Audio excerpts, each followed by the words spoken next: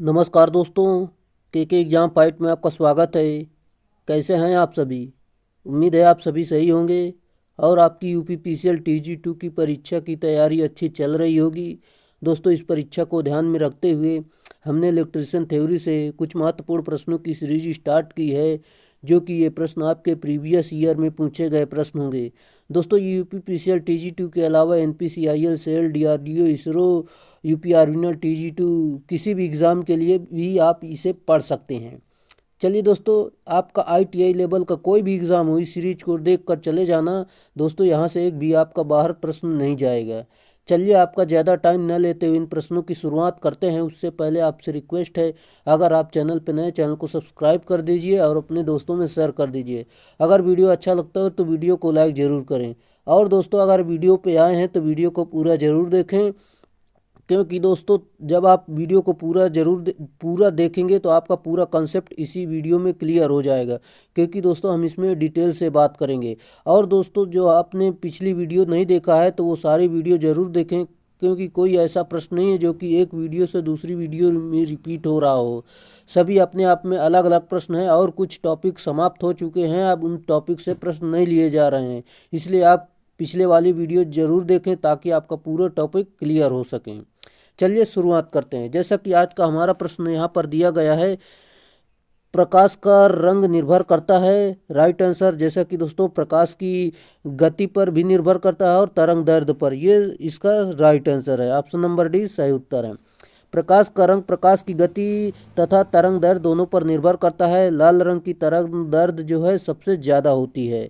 अगला प्रश्न, इलेक्ट्रोमोटिव बल या ईएमएफ प्रदान की गई ऊर्जा को सेल प्रति कूलाम के माध्यम से, प्रभार के माध्यम से गुजरती है। इसे डैश डैश से मापा जाता है। सही उत्तर ऑप्शन नंबर है, जो कि वोल्ट्स इसका राइट आंसर है। जैसा कि दोस्तों इसमें हम धारा जो है एम्पियर को मापता है, जो कि दोस्तों टेस्ला में फ्लक्स घनत्व को मापते हैं। ये इसके कुछ इंपॉर्टेंट फैक्ट थे। अगला प्रश्न, शक्ति की इकाई एसआई इकाई क्या है? सही उत्तर ऑप्शन नंबर बी, जो कि किलोवाट, ये इसका राइट आंसर है। जैसा कि दोस्तों यहाँ पर हम बात कर लेते हैं, एकांक समय में उपयोग की गई ऊर्जा को विद्युत शक्ति कहते हैं। इसका एसआई इकाई यूनिट या वाट, इसकी यूनिट जो है वाट या किलोवाट होती है। इसका फार्मूला भी आप देख सकते हैं, जो कि P बराबर V/Q/T होता है। या तो आप VI भी बोल सकते हैं, या I²R या V²/R, जिसकी आपको रिक्वायर्ड है सवाल में, उसे आप रख सकते हैं। चलिए अगला प्रश्न, एक श्रृंखला यानी सीरीज लैंप परिपथ में प्रत्येक बल्ब 2 वोल्ट के लिए निर्धारित है। 110 वोल्ट एसी लाइन पर चलने के लिए श्रृंखला में बल्ब की संख्या को जोड़ा जाए। कितने बल्बों की संख्या को जोड़ा जाए? चलिए हम बात कर लेते हैं। जैसे कि दोस्तों इसमें बल्ब की रेटिंग 2 दी गई है, कुल विभव 110 दिया गया है, और बल्बों की संख्या यहाँ पर निकाल लेंगे हम, जो कि 2 का भाग दे देंगे, आपको बल्बों की संख्या आ जाएगी। फिर दोस्तों इसे आपका जो आंसर इसमें निकल कर आ जाएगा, option number D 55 right answer हो जाएगा। अगला प्रश्न, निम्नलिखित में से कौन सबसे अधिक भारी है? राइट आंसर ऑप्शन नंबर है, जो कि अणु सबसे अधिक भारी है। यहाँ पर हम बात करते हैं, जैसे कि दोस्तों इलेक्ट्रॉन का जो द्रव्यमान होता है, यहाँ पर 9.1095 × 10⁻⁻28 ग्राम होता है। इसका देख सकते हैं एमयू में कितना मान होता है। प्रोटॉन का द्रव्यमान देख सकते हैं, न्यूट्रॉन का द्रव्यमान भी आप देख सकते हैं। ये दोस्तों आपके एग्जाम में पूछे जाते हैं। अगला प्रश्न, सामग्री जिसका प्रतिरोध गुणांक 0 तापमान है। राइट आंसर ऑप्शन नंबर है, जो कि मैग्नीन। इसका ऋणात्मक ताप गुणांक, मतलब इसका ताप गुणांक जो है 0 ताप गुणांक होता है मैग्नीन का। जैसा कि यहाँ पर हम देख लेते हैं, एल्युमिनियम का ताप गुणांक धनात्मक होता है, तथा कार्बन तथा पोर्सिलिन का प्रतिरोध ताप गुणांक ऋणात्मक होता है। चलिए, जैसा कि दोस्तों मैग्नीन जो है, इसमें देख सकते हैं 80% कॉपर और 12 से 15% मैग्नीन और 2 से 5% निकिल मिलाकर बनाया जाता है मैग्नीन धातु। अगला प्रश्न, कांस्टेंटन में शामिल होता है। सही उत्तर ऑप्शन नंबर ए, जो कि तांबा और निकिल इसमें होते हैं। चलिए, जैसे कि दोस्तों इसका प्रतिशत भी आप देख सकते हैं, जो कि कॉपर 60% और निकिल जो है 40% होता है। चलिए अगले प्रश्न पर चलते हैं। अगला प्रश्न आपका दिया गया है, जैसे कि एक आदर्श धारा स्रोत में होना चाहिए। सही उत्तर ऑप्शन नंबर बी, जो कि अनंत आंतरिक प्रतिरोध होना चाहिए, इसका सही उत्तर है। दोस्तों इसका टिक हम इसलिए लगा देते हैं ताकि आपको पीडीएफ दे दी जाए तो वहाँ पर इसका चिन्ह लगा हुआ मिले और आप आसानी से इसका रिवीजन कर सकें और एग्ज़ाम के टाइम पर इसे फास्ट रिवीजन करने में आपको मदद मिले। अगला प्रश्न आपका दिया गया है, जो कि दोस्तों देख सकते हैं, निम्नलिखित में से कौन सा विद्युत का चालक नहीं है। राइट आंसर, जैसा कि दोस्तों आप सभी लोग जानते हैं, प्लास्टिक नहीं, जबकि दोस्तों एल्युमिनियम में विद्युत प्रवाह होती है, सिल्वर, कॉपर, ये सभी विद्युत के चालक होते हैं। अगला प्रश्न आपका दिया गया है, धातुओं का वह गुण जिसके कारण उसे तारों के रूप में खींचा जा सकता है कहलाता है। सही उत्तर ऑप्शन नंबर ए, जो कि तन्यता कहलाता है, ये इसका राइट आंसर है। अगला प्रश्न, विद्युत रोधन सामग्री पर नमी का निम्नलिखित प्रभाव होता है। सही उत्तर ऑप्शन नंबर सी, जो कि परावैद्युत हानि में वृद्धि, ये इसका राइट आंसर है। चलिए, जैसा कि दोस्तों यहाँ पर हम देख लेते हैं, पीतल निम्नलिखित में से एक मिश्र धातु है, आप सभी लोगों को पता होगा, जो कि कॉपर और जिंक की मिश्र धातु होती है ये। अगला प्रश्न, निम्नलिखित में से किसमें लगी आग में जल का प्रयोग अग्निशामक के रूप में नहीं किया जाना चाहिए। सही उत्तर दोस्तों ऑप्शन नंबर डी, जो कि तेल से लगी आग को जल से नहीं बुझाना चाहिए, जबकि जल से बुझाने के लिए आग होती है कपड़ा में लगी आग, कागज में लगी आग, लकड़ी में लगी आग, इनको आप जल से बुझा सकते हैं। चलिए अगला प्रश्न, अर्धचालकों में ऊर्जा गायब अंतर क्या है। Right answer option number B, जो कि लगभग 1 इलेक्ट्रॉन वोल्ट, इसका सही उत्तर होगा। जैसा कि दोस्तों यहाँ पर हम देखते हैं, अर्धचालकों में ऊर्जा गायब 1 इलेक्ट्रॉन वोल्ट होता है तथा कुचालकों में ऊर्जा गायब जो है 6 इलेक्ट्रॉन वोल्ट के आसपास होता है तथा चालकों में ऊर्जा गायब 0 होता है। अगला प्रश्न आपका दिया गया है, बस बार में प्रयोग की जाने वाली धातु है। Right answer option number B, जो कि एल्युमिनियम है, इसका सही उत्तर है। अगला प्रश्न, निम्नलिखित में सर्वोत्तम सुचालक पदार्थ है। Right answer option number C, जो कि ग्रेफाइट, ये सर्वोत्तम सुचालक पदार्थ है। जैसा कि यह एक खनिज पदार्थ है जो पारदर्शक, अग्नि और नमी अप्रभावित रहने वाला चालक पदार्थ है। इसका उपयोग वैद्युतिक ऊष्माक उपकरणों के हीटिंग एलिमेंट बनाने में किया जाता है। अगला प्रश्न, किसी केबल की धारा वहन क्षमता उसके चालक के डैश पर निर्भर करती है। सही उत्तर ऑप्शन नंबर सी, जो कि प्रच्छेदी क्षेत्रफल, इसका राइट आंसर है।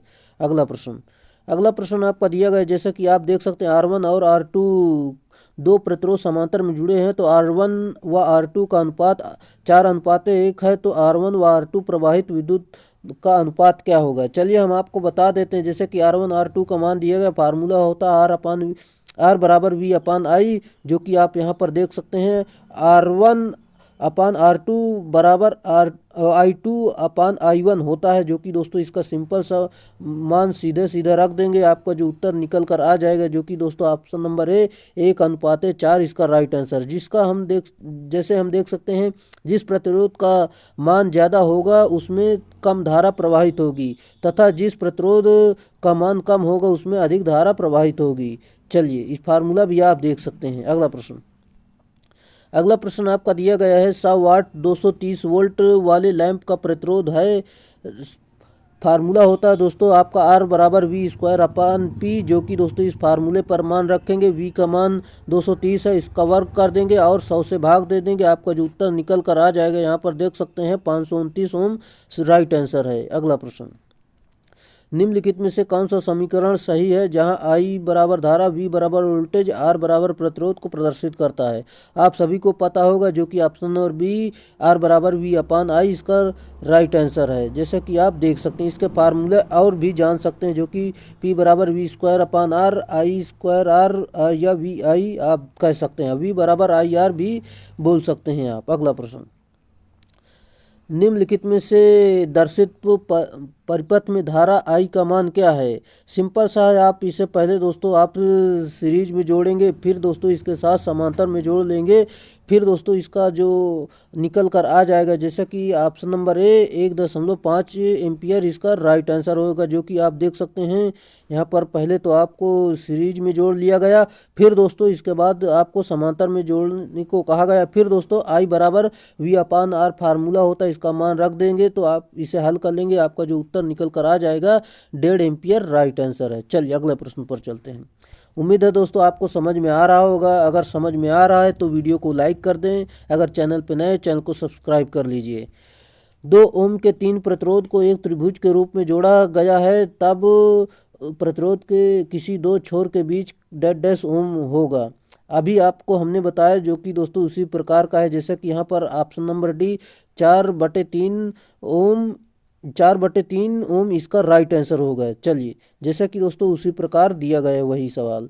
चलिए अगला प्रश्न आपका दिया गया है, विद्युत धारा I3 किसके बराबर होगी। इसमें सिंपल सा होता है दोस्तों, जो तीर बाहर की तरफ जा रही है उन्हें पहले जोड़ लेंगे, जो तीर अंदर की तरफ जा रही है उनको जोड़कर बराबर कर देंगे। जो फिर दोस्तों इसे हल करेंगे, आपका उत्तर इसमें ऑप्शन नंबर सी 9 एम्पियर इसका राइट आंसर होगा। चलिए जैसे कि हम आपको बता देते हैं, जैसे कि I1 I4 I5 यहाँ पर देख सकते हैं।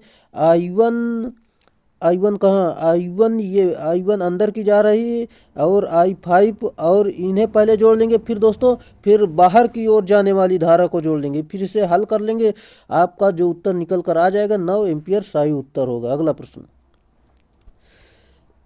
यदि बैटरी का बाह्य प्रतिरोध आंतरिक प्रतिरोध की तुलना में काफ़ी बड़ा है तो सर्वोत्तम वर्गीकरण पद्धति है। सही उत्तर ऑप्शन नंबर ए जो कि सीरीज क्रम इसका सही उत्तर होगा।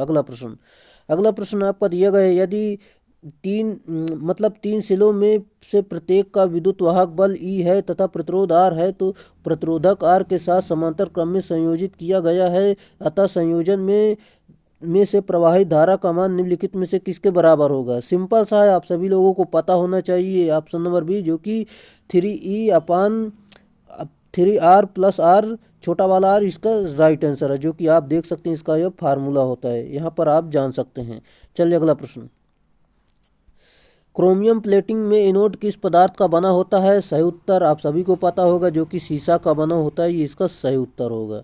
जैसे कि दोस्तों सिल्वर प्लेटिंग में परिष्कृत चांदी जो है 99.99% शुद्ध में तापानुशीतित एनोड का प्रयोग किए जाते हैं। निकिल प्लेटिंग में निकिल के अंडाकार एनोड प्रयोग किए जाते हैं। अगला प्रश्न, विलयन से विद्युत धारा को प्रवाहित कर लवण के पतले विलयन से धातु को प्राप्त करने की प्रक्रिया को डैश कहते हैं। सही उत्तर ऑप्शन नंबर ए जो कि इलेक्ट्रोविनिंग कहते हैं, ये इसका सही उत्तर होगा। अगला प्रश्न, विद्युत सेल स्रोत है। सही उत्तर आप सभी को पता होगा, विद्युत ऊर्जा का, ये इसका राइट आंसर है। अगला प्रश्न, अम्ल विद्युत शीशा संचायक बैटरी को हम बाहर से साफ क्यों रखते हैं। सही उत्तर आप सभी को पता होगा, जो कि शॉर्ट सर्किट होने की संभावना से बैटरी को बचाने के लिए इसको साफ रखते हैं, ये इसका सही उत्तर होगा। अगला प्रश्न, वोल्टेज सेल में विद्युत अपघट्य है। Right answer option number D जो कि गंधक का अम्ल, ये इसका सही उत्तर है।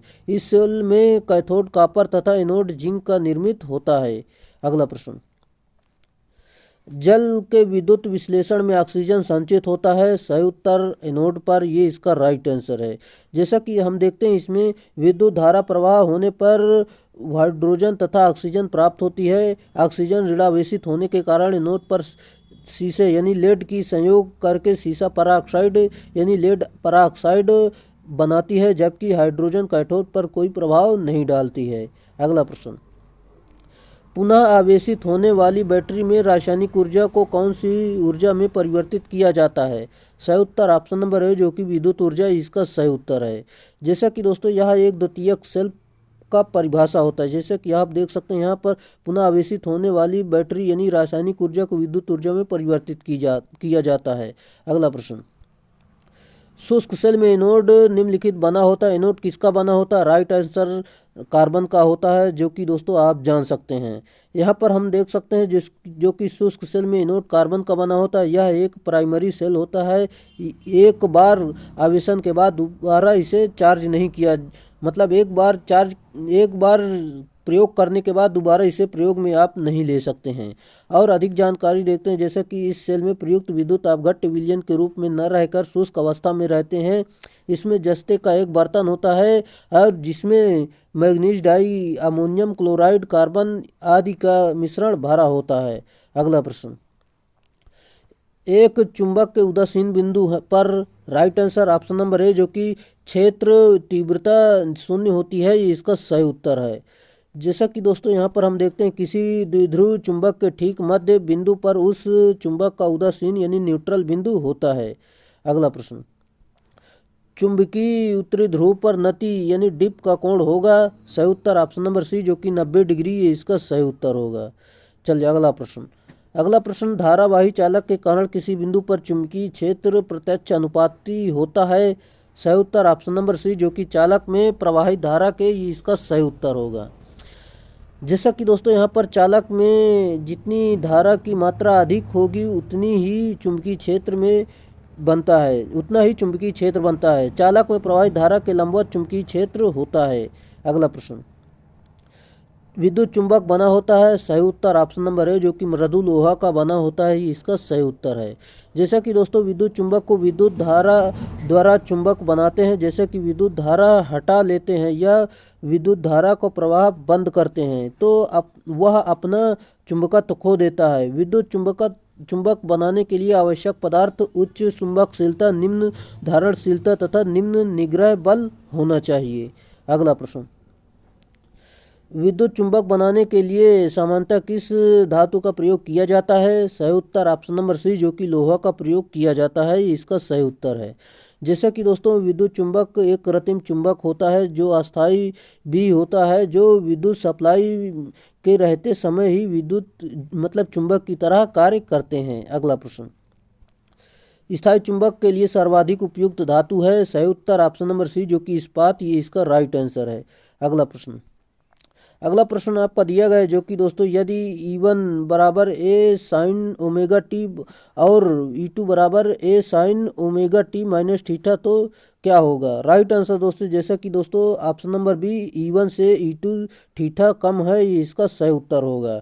चलिए, चूँकि दोस्तों E1 से डिग्री अंश मतलब थीटा डिग्री अंश लैग कर रहा है, ये इसका आप दोस्तों इसका सही उत्तर हो जाएगा जो कि option number B right answer है। अगला प्रश्न, 500 वाट 200 वोल्ट बल्ब का प्रतिरोध होगा, सिंपल सा फार्मूला होता है, फार्मूले पर R बराबर V² होता है और P का मान दिया गया है और V का मान दिया, इस फार्मूले पर मान रख के आप हल करेंगे तो 800 ओम सही उत्तर हो जाएगा। चलिए अगला प्रश्न आपका दिया गया, जैसा कि आप देख सकते हैं तार से बंधे हुए प्रतिरोधकों की क्षमता की पावर रेटिंग रेंज है, सही उत्तर ऑप्शन नंबर सी जो कि 5 वाट से लेकर 50 वाट, ये इसका सही उत्तर होगा। अगला प्रश्न, 50 माइक्रोफैरड धारिता के एक संधारित्र को 200 वोल्ट के विभव ऊर्जा तक चार्ज किया गया, संधारित्र में संचयित ऊर्जा को बताइए। सही उत्तर दोस्तों ऑप्शन नंबर है जो कि जूल, इसका राइट आंसर होगा। जैसा कि आप देख सकते हैं जूल का जो फार्मूला होता है 1/2 CV², इसका सही उत्तर होगा। चलिए मतलब जूल का फार्मूला होता है, यहाँ पर देख सकते हैं, यहाँ पर पूरा मान आप रखेंगे तो आपका जो उत्तर निकल कर आ जाएगा 1 जूल राइट आंसर होगा। चलिए अगला प्रश्न, निम्नलिखित में से कौन शक्ति गुणक की सही अभिव्यक्ति है, सही उत्तर ऑप्शन नंबर बी जो कि वास्तविक शक्ति अपान आभासी शक्ति, ये इसका सही उत्तर होगा जैसा कि आप देख सकते हैं। अगला प्रश्न, RC परिपथ का शक्ति गुणक होता है, सही उत्तर ऑप्शन नंबर बी जो कि अग्र होता है, ये इसका राइट आंसर है। चलिए अगले प्रश्न पर चलते हैं। जैसा कि आपका अगला प्रश्न दिया गया है, एक सीलिंग फैन 220 वोल्ट की वोल्टता पर 0.5 एम्पियर की धारा लेता है एवं 0.8 पश्च की शक्ति गुणक रखता है, तो इस फैन की पावर क्या है। आप सभी को पता होगा, जैसा कि दोस्तों पावर बराबर VI cos फाई होता है, जैसा कि देख सकते हैं इस फार्मूले पर ये पूरा जितना मान दिया गया यहाँ पर देख सकते हैं, पूरा मान यहाँ पर पुट कर देंगे और इसे हल कर लेंगे, आपका जो उत्तर 88 वाट सही उत्तर हो जाएगा जैसा कि आप देख सकते हैं। अगला प्रश्न आपका दिया गया है, श्रेणी परिपथ एक परिपथ है जिसमें right answer option number A जो कि केवल एक पथ होता है जिस पर धारा प्रवाहित होती है, इसका सही उत्तर होगा। चलिए अगला प्रश्न आपका दिया गया है, जैसा कि आप देख सकते हैं, यहाँ पर देख सकते हैं, निम्नलिखित परिपथ की कुल धारिता क्या है। आप सभी को पता होगा जैसे कि दोस्तों ये दोनों समांतर में हैं। चलिए हम आपको बता देते हैं। जैसा कि दोस्तों यहाँ पर आप इन्हें जोड़ लेंगे। जैसा कि दिए गए परिपथों में संधारित्र समांतर में जुड़े हैं। समांतर में सिंपल सा होता है, 8 8 जोड़ लेंगे तो आपका 16 राइट आंसर हो जाएगा, जो कि option number A 16 microfarad right answer है। अगला प्रश्न आपका दिया गया है, जो कि संधारित्र यानी कैपेसिटर लगाने का सबसे उपयुक्त स्थान है। सही उत्तर ऑप्शन नंबर सी, जो कि प्रेरक भार के टर्मिनल के आर पार, ये इसका राइट आंसर है। चलिए जैसा कि दोस्तों यहाँ पर आप देख सकते हैं, चलिए जैसा कि इसका फार्मूला भी आप देख लीजिए। अगला प्रश्न आपका दिया गया है, विद्युत शक्ति परिपथों में डायोड मुख्यतः किस रूप में प्रयुक्त होते हैं। सही उत्तर आप सभी को पता होगा, जो कि धारा यानी कटआउट स्विच इसका राइट आंसर है। अगला प्रश्न, एक पीएन जंक्शन अर्धचालक डायोड किस प्रकार के लिए उपयुक्त है। सही उत्तर ऑप्शन नंबर डी, जो कि रेक्टिफायर इसका राइट आंसर है। जैसा कि हम बात करते हैं, इसमें एक पीएन जंक्शन अर्धचालक डायोड रेक्टिफायर के रूप में उपयुक्त है तथा पीएन जंक्शन डायोड का कार्य डीमॉड्यूलेशन तथा डिजिटल लॉजिक सर्किट में कुंजी के रूप में तथा इसका प्रयोग धारा के एक दिशी करने के लिए किया जाता है। अगला प्रश्न, जर्मेनियम है एक क्या है। राइट आंसर आप सभी को पता होगा, जो कि अर्धचालक है। अगले प्रश्न पर चलते हैं। सिलिकॉन के क्रिस्टल की आकृति होती है। सही उत्तर ऑप्शन नंबर ए, जो कि घनाकार होती है, ये इसका सही उत्तर है। जर्मेनियम व सिलिकॉन के संयोजी बंधन में डैश डैश इलेक्ट्रॉन होते हैं। सही उत्तर ऑप्शन नंबर सी, जो कि 4 इलेक्ट्रॉन होते हैं, इसका सही उत्तर है। चलिए जैसा कि दोस्तों जर्मेनियम या सिलिकॉन दो प्रकार के अशुद्धियों को मिलाया जाता है। एक पंच संयोजी अशुद्धि जैसे कि आर्सेनिक या एंटीमनी तथा दूसरी त्रिसंयोजी अशुद्धि जैसे कि एल्युमिनियम या इंडियम मिलाई जाती है। अगला प्रश्न, पी टाइप के जर्मेनियम को पाने के लिए पी टाइप के जर्मेनियम को पाने के लिए जर्मेनियम को किसके साथ मंदित करना चाहिए। सही उत्तर ऑप्शन नंबर ए, जो कि त्रिसंयोजक अशुद्धता, ये इसका राइट आंसर है। अगला प्रश्न, यदि किसी डीसी शंट जनरेटर का अवशिष्ट चुंबकत्व समाप्त हो जाए तो उसे पुनः प्राप्त करने के लिए क्या करना चाहिए। सही उत्तर ऑप्शन नंबर बी, जो कि शंट फील्ड को कुछ मिनट के लिए बैटरी से संयोजित कर देना चाहिए, इसका राइट आंसर है। अगला प्रश्न, किसी डीसी स्व उत्तेजित जनरेटर में अवशिष्ट चुंबकत्व समाप्त हो जाने का प्रमुख कारण है। राइट आंसर, जैसा कि आप देख सकते हैं, इसमें भारी लोड रख देंगे, गंभीर शॉर्ट सर्किट हो जाएगा, या जनरेटर को लंबे समय तक बंद या बेकार अवस्था में रखना, ये सभी इसके कारण है। इससे आपका जनरेटर का चुंबकत्व समाप्त हो जाता है। अगला प्रश्न, डीसी शंट जनरेटर की आर्मेचर शक्ति की आर्मेचर करंट की गणना निम्न सूत्र से की जा सकती है। सही उत्तर आप सभी को पता होगा, जो कि दोस्तों यहाँ पर देख सकते हैं, आर्मेचर धारा बराबर लोड धारा प्लस शंट धारा जोड़ देंगे तो आपका आर्मेचर धारा निकल कर आ जाएगी। चलिए जैसा कि हम अगले प्रश्न पर चलते हैं। आपका अगला प्रश्न दिया गया है, स्पार्किंग रहित कम्यूटेशन प्राप्त करने के लिए क्या करेंगे। राइट आंसर, जैसा कि दोस्तों यहाँ पर आप देख सकते हैं, जो कि कार्बन ब्रश का प्रयोग करेंगे और इंटरपोल्स का प्रयोग करना चाहिए, कंपेंसेटिंग वाइंडिंग का प्रयोग करना चाहिए। ये तीनों विधि इसके लिए पर्याप्त हैं। चलिए अगला प्रश्न, चुंबकीय फ्लक्स के एक समान यानी वितरण के लिए आर्मेचर के चारों ओर क्या होगा। Right answer option number B, जो कि पोल शूज स्थापित किए जाते हैं, इसका सही उत्तर होगा। अगला प्रश्न आपका दिया गया है, समांतर आर्मेचर के प्रतिरोध का मान होता है, आप सभी को पता होगा, जो कि 1 ओम होता है। यहाँ पर आप जानते ही होंगे। समांतर आर्मेचर प्रतिरोध का मान 1 ओम यानी जनरेटर एवं मोटर घूर्णन करने वाला भाग जिसमें आर्मेचर कॉइल स्थापित की जाती है, आर्मेचर कहलाता है। आर्मेचर का प्रतिरोध 1 ओम तथा फील्ड प्रतिरोध जो है 100 ओम से अधिक होता है। अगला प्रश्न, किसी जनरेटर के ब्रशेज का वोल्टेज ड्रॉप बढ़ जाएगा यदि। Right answer option number A, जो कि लोड करंट बढ़ जाए, ये इसका राइट आंसर होगा। जैसा कि आप जान सकते हैं, यहाँ पर ब्रश वोल्टेज ड्रॉप देख सकते हैं, इसका फार्मूला भी आप जान सकते हैं। अगला प्रश्न, किसी शंट जनरेटर के द्वारा पर्याप्त विद्युत वाहक बल पैदा करने के लिए शंट फील्ड सर्किट का प्रतिरोध क्या होगा। राइट आंसर, क्रिटिकल प्रतिरोध से कम होना चाहिए, इसका राइट आंसर होगा। चलिए अगला प्रश्न आपका दिया गया है जो कि डीसी मोटर का शुरुआती प्रतिरोध आमतौर पर डेड डैश होता है। सही उत्तर ऑप्शन नंबर ए जो कि बहुत कम होता है, इसका राइट आंसर होगा। जैसा कि यहाँ पर हम देखते हैं डीसी मोटर का शुरुआती प्रतिरोध बहुत कम होता है, इसलिए स्टार्टिंग की अवस्था में मोटर में उच्च धारा प्रवाहित होती है। इसी उच्च धारा को नियंत्रित करने के लिए ही स्टार्टर का प्रयोग किया जाता है। डीसी मोटर फ्लेमिंग के बाएं हाथ का नियम पर कार्य करती है और जनरेटर जो होता है वो दाएं हाथ के नियम पर कार्य करता है। जब फ्लक्स बढ़ाया जाता है तो डीसी शंट मोटर की गति पर क्या प्रभाव होता है? सही उत्तर ऑप्शन नंबर बी जो कि घटता है, इसका राइट आंसर होगा, जो कि आप देख सकते हैं। यहाँ पर हम बात करते हैं जैसा कि दोस्तों इनका प्रयोग जो है लेथ मशीन, मिलिंग मशीन तथा ऐसे स्थानों में किया जाता है जहाँ स्थिर गति की आवश्यकता होती है, जिसको डीसी शंट मोटर के। अगला प्रश्न, किसी इलेक्ट्रिक मोटर के पोल फेज और आर्मेचर के बीच का वायु अंतराल कम से कम क्यों रखा जाता है? सही उत्तर ऑप्शन नंबर बी जो कि प्रबल चुंबकीय क्षेत्र पाने के लिए, इसका राइट आंसर होगा। चलिए अगला प्रश्न आपका दिया गया है 230 रेटिंग की 9 वोल्ट कुंडली किस तरह से स्टार्टर से जुड़ी होती है? सही उत्तर ऑप्शन नंबर सी जो कि सिंगल फेज और न्यूट्रल पर सीधे से जुड़ी होती है, इसका राइट आंसर होगा। अगला प्रश्न आपका दिया गया है चलते समय डीसी मोटर में विद्युत चुंबकीय बल यानी ईएमएफ प्रेरित करने का उद्देश्य क्या है? Right answer option number A जो कि प्रयुक्त वोल्टता का विरोध करना, ये इसका राइट आंसर होगा। जैसा कि यहाँ पर हम देखते हैं दोस्तों, जब डीसी मोटर की सप्लाई दी जाती है तो मोटर का आर्मेचर बल आघूर्ण के कारण चुंबकीय क्षेत्र घूमने लगता है। तब आर्मेचर मुख्य क्षेत्र की चुंबकीय बल रेखाओं यानी फ्लक्स को काटते हैं, जिसके फलस्वरूप मोटर की विद्युत वाहक बल प्रेरित होता है, जिसकी वोल्टता प्रयुक्त वोल्टता के विपरीत होती है। इस वोल्टता को ही विरोधी विद्युत वाहक बल कहते हैं, जो कि फार्मूला भी आप जान सकते हैं।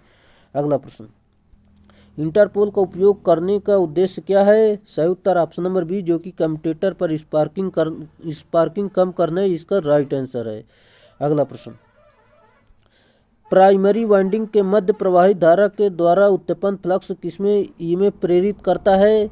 सही उत्तर ऑप्शन नंबर सी जो कि प्राइमरी एवं सेकेंडरी वाइंडिंग दोनों में, इसका राइट आंसर होगा। अगला प्रश्न, ट्रांसफार्मर की शून्य भार धारा प्रयुक्त वोल्टता के पश्चिगामी होती है। सही उत्तर ऑप्शन नंबर सी जो कि 75 डिग्री, इसका राइट आंसर है।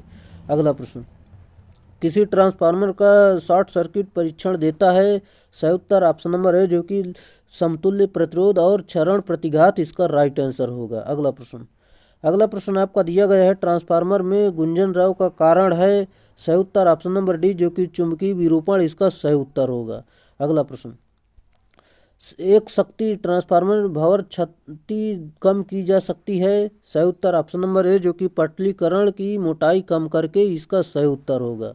अगले प्रश्न जाने से पहले दोस्तों हम आपको बताना चाहेंगे, अगर आपको इस वीडियो की पीडीएफ चाहिए तो टेलीग्राम चैनल ज्वाइन कर सकते हैं, यहाँ पर इसकी पीडीएफ दे दी जाएगी। अगला प्रश्न आपका दिया गया जैसा कि आप देख सकते हैं, ट्रांसफार्मर को एडी करंट क्षय से रक्षित करने हेतु कोर को डेड डैश से बनाया जाता है। सही उत्तर आपका राइट आंसर हो जाएगा सॉफ्ट आयरन, इसका सही उत्तर होगा। चलिए, जैसा कि दोस्तों हम यहाँ पर ट्रांसफार्मर के बारे में जान लेते हैं। जैसे कि ट्रांसफार्मर को एडी करंट क्षय से रक्षित करने हेतु कोर को सॉफ्ट आयरन से बनाया जाता है। ट्रांसफार्मर में प्रयोग होने वाली क्रोड मुलायम लोहे की या विशेष मिश्र धातु इस्पात की पत्तियों से बनी होती है, जिससे कि ट्रांसफार्मर में भार धारा हानियों को न्यूनतम किया जा सके। इन्हें लैमिनेशन भी कहते हैं। क्रोड बनाने में प्रयोग होने वाला लोहा ऊंचे सिलिकॉन अंश वाला होना चाहिए तथा इसमें सिलिकॉन की मात्रा 4% हो सकती है।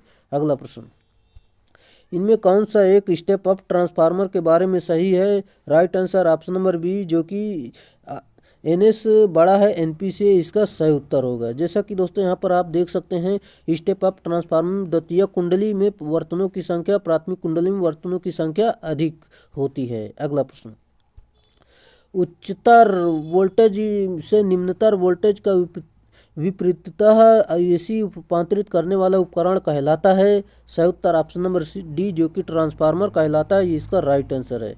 जो कि आप सभी को पता होगा, ट्रांसफार्मर एक ऐसी स्थिति की मशीन है जो प्रत्यावर्ती धारा के विभव को समान आवृत्ति परिवर्तित करने के काम आती है। ट्रांसफार्मर का कार्य सिद्धांत अन्योन्य प्रेरण के सिद्धांत पर कार्य करता है और मौलिकतः जो ट्रांसफार्मर ऐसे चुंबकीय परिपथ का बना होता है जिसमें दो विशिष्ट कुंडलन होती हैं, जो कि प्राथमिक और सेकेंडरी कुंडली होती हैं।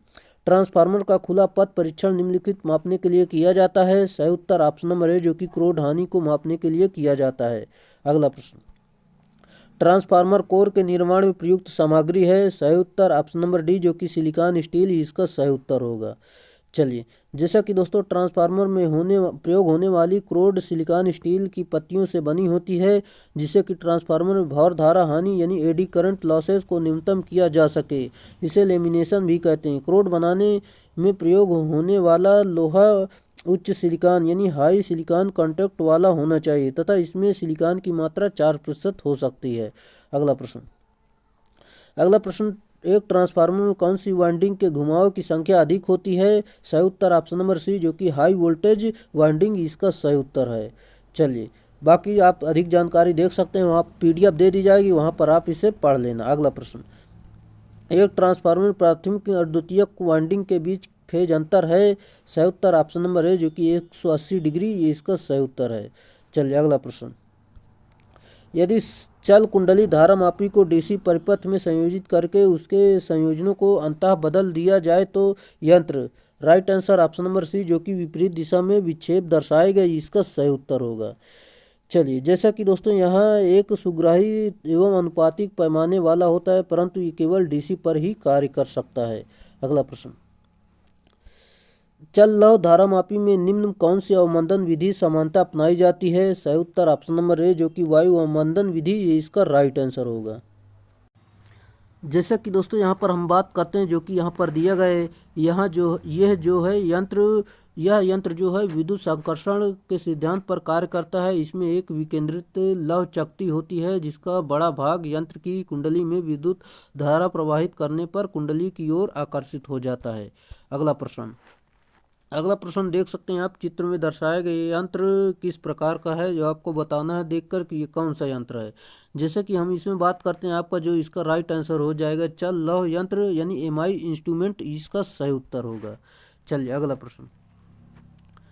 प्रश्न, एक प्राथमिक लपेट वाले करंट ट्रांसफार्मर की लपेट निष्पत्ति 10:1 है। यदि द्वितीय कुंडलन में 2 एम्पीयर की धारा प्रवाहित होती है तो प्राथमिक धारा होगी। सही उत्तर ऑप्शन नंबर डी, जो कि 20 एम्पीयर, इसका सही उत्तर होगा।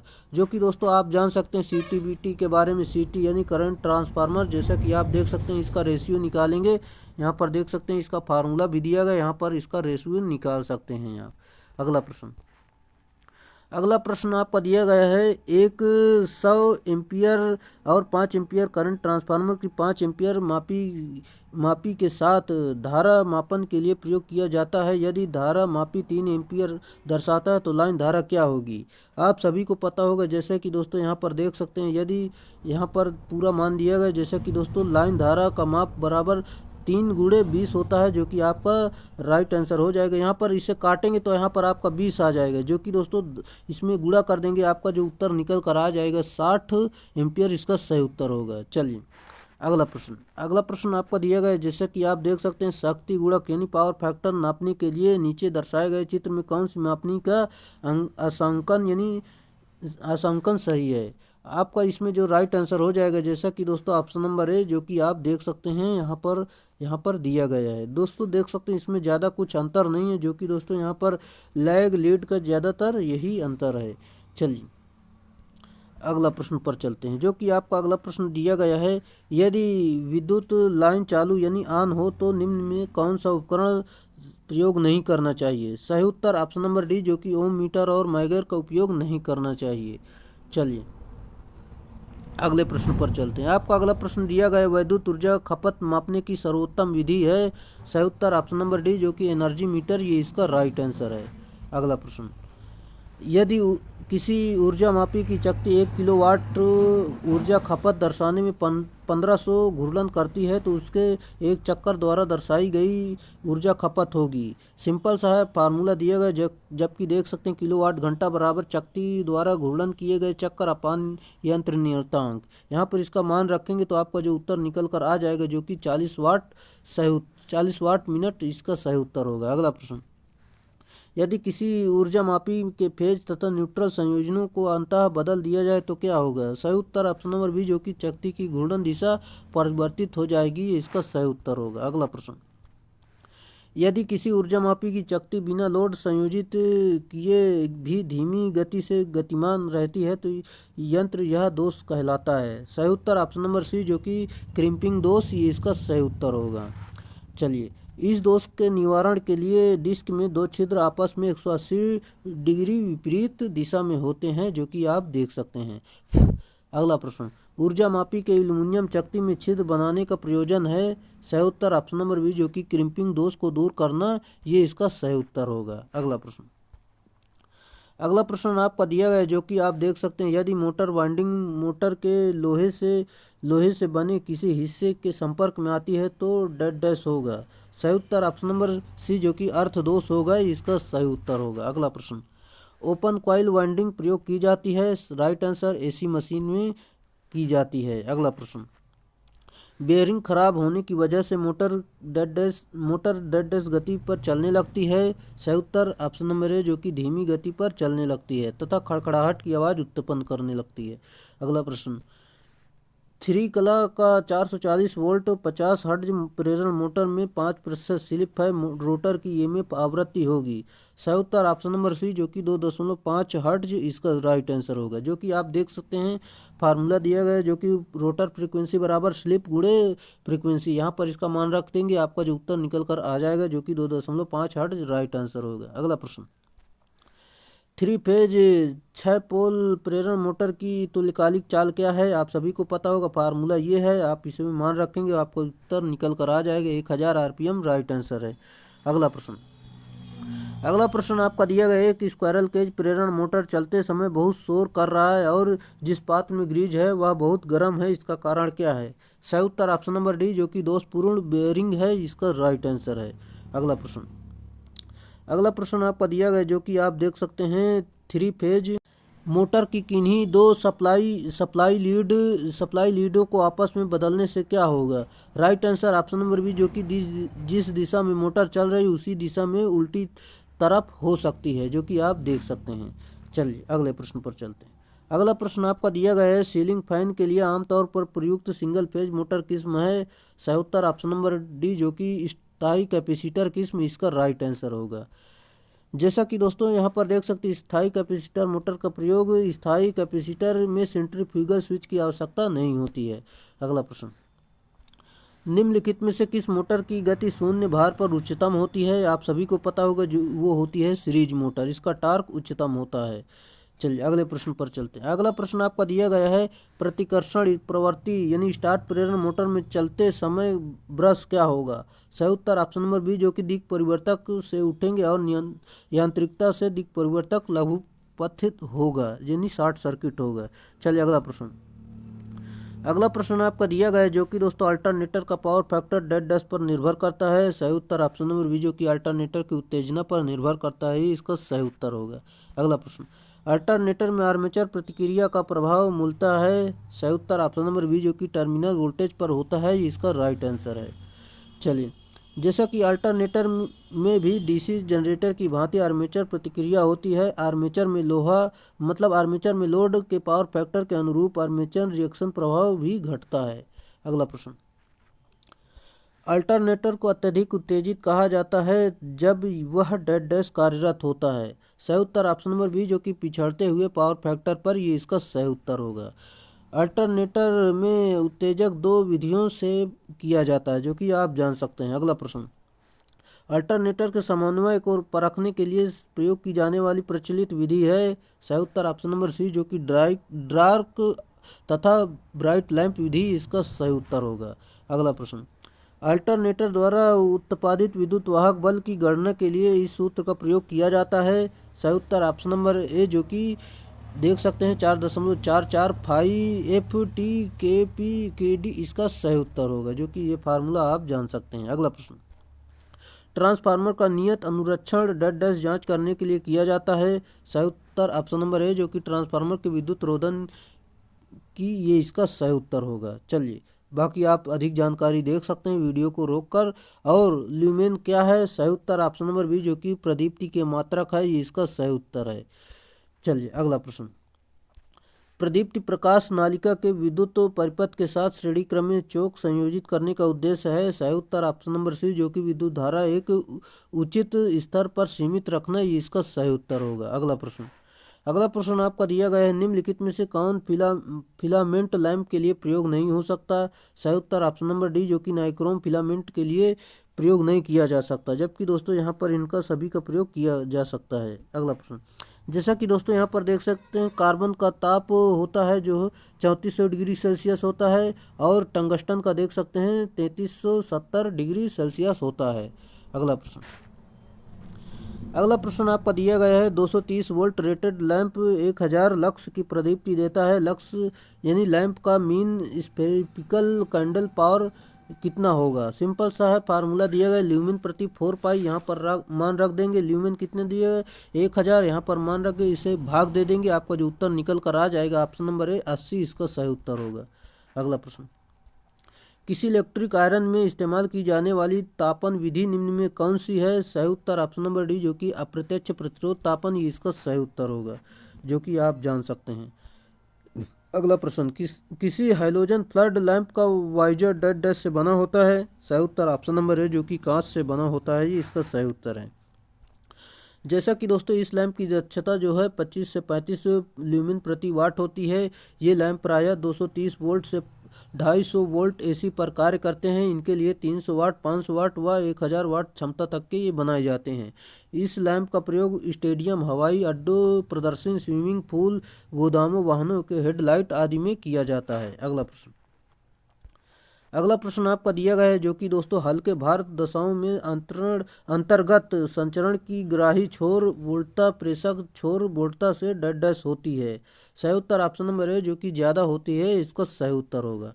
अगला प्रश्न, निलंबन रूपी विद्युत रोधन किस क्रम में लगे होते हैं? सही उत्तर ऑप्शन नंबर बी, जो कि सीरीज में लगे होते हैं, इसका सही उत्तर है।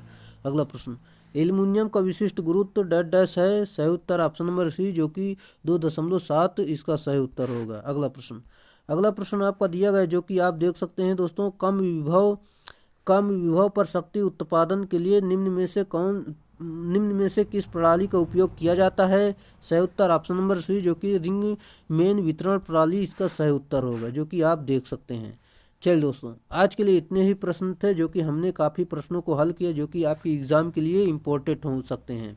दोस्तों, आपके कई यूनिट के सेल के एडमिट कार्ड जारी हो गए हैं। आप उन्हें डाउनलोड कर लीजिए और यहाँ से तैयारी कर लीजिए दोस्तों, एक भी सिंगल सा भी प्रश्न आपका बाहर नहीं जाएगा। चलिए दोस्तों, आज के लिए इतना ही रखेंगे, फिर मिलेंगे नेक्स्ट वीडियो में। अगर आप चैनल पर नए, चैनल को सब्सक्राइब कर लीजिए और अपने दोस्तों में शेयर कर दीजिए। अगर वीडियो अच्छा लगता है तो वीडियो को लाइक ज़रूर कर दें। चलिए दोस्तों, आज के लिए इतना ही, फिर मिलेंगे नेक्स्ट वीडियो में, तब तक के लिए बाय।